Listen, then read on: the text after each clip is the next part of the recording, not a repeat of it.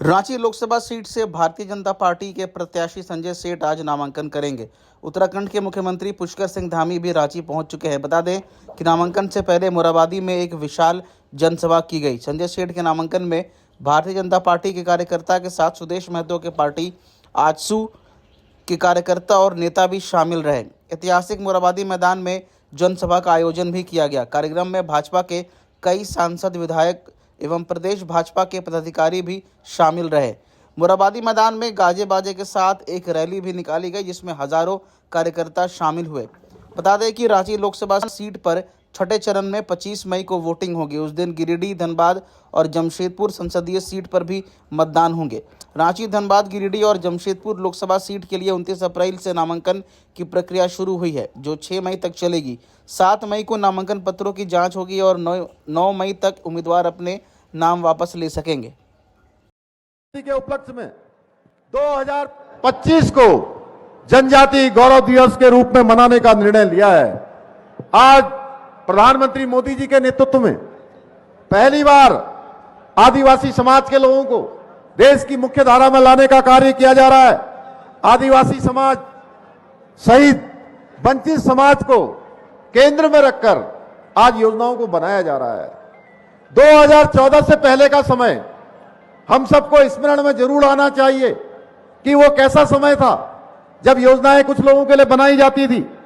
भाइयों बहनों, आज मोदी जी के नेतृत्व में दुनिया के अंदर भारत का डंका बज रहा है। भारत का मान सम्मान और स्वाभिमान पूरी दुनिया के अंदर बढ़ रहा है। आज हमारी विचारधारा का मजबूत होना, भारत का शक्तिशाली होना, देश का विकसित राष्ट्र की ओर अग्रसर होना, इस बात का सबूत है कि भारत अब मजबूत हाथों में है। भारत अब मजबूर हाथों में नहीं है। भाइयों बहनों, देश के अंदर चलने वाली अनेक योजनाएं जिनके बारे में अभी जब संजय सेठ जी यहां से बोल रहे थे तो संजय सेठ जी ने बहुत विस्तार से बताया। आज माताएं बहनें क्या कहती हैं? वो कहती हैं गैस का चूल्हा मिल गया, मुझे मकान मिल गया, मेरे घर में पानी आ गया, मेरे घर का शौचालय बन गया। भाइयों बहनों, मुझे आयुष्मान भारत योजना का लाभ मिल गया। आज लखपति दीदी, ड्रोन दीदियां, या गरीब कल्याण करने की योजनाएं हो, या हम कोरोना महामारी जिस समय लोगों को मुसीबतों का सामना करना पड़ा, घर के चूल्हे बंद होने के कगार पर आ गए, भूखे पेट सोने की नौबत आ गई, ऐसे समय में हमारे प्रधानमंत्री मोदी जी ने देश के एक प्रधानमंत्री के रूप में नहीं बल्कि देश के एक अभिभावक के रूप में, जैसे एक माता पिता अपने बच्चों की चिंता करते हैं, बेटे बेटियों की चिंता करते हैं, उस प्रकार की चिंता का दायित्व अपने ऊपर लिया। भाइयों बहनों, ऐसे अनेक योजनाएं चलाई। और आज मैं ये दावा करता हूं, इस ऐतिहासिक मैदान से हमारे आदरणीय मुख्यमंत्री बैठे हैं, हमारे आदरणीय नेता प्रतिपक्ष बैठे हैं। झारखंड की जनता ने यह गारंटी दे दी है, जहां मोदी की गारंटी वहीं झारखंड की जनता की गारंटी कि 14 की 14 सीट, 13 कमल फूल और 1 फल केला के रूप में 4 जून को प्रधानमंत्री के गले में माला पहनाने वाली है। झारखंड की जनता ने प्रधानमंत्री नरेंद्र मोदी को गारंटी दे दी है।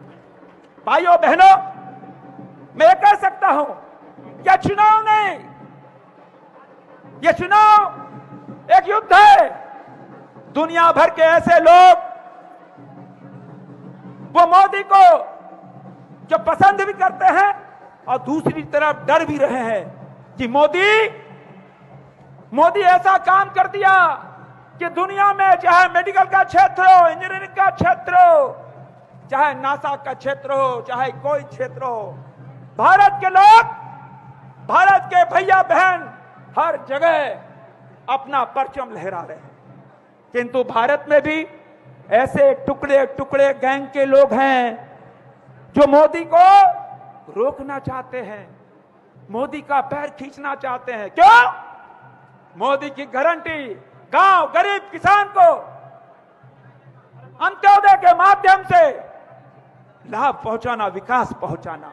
और ऐसे लोग जिनको सेना पे विश्वास नहीं, ऐसे लोग जिनको सुप्रीम कोर्ट पे विश्वास नहीं, ऐसे लोग जिन पे सीबीआई, ईडी, इनकम टैक्स पे विश्वास नहीं, ऐसे लोग जिनको चुनाव आयोग पे विश्वास नहीं, ऐसे लोग जिनको ईवीएम पे विश्वास नहीं, ऐसे लोगों को सिर्फ गांधी परिवार के 2-3 लोगों पे विश्वास।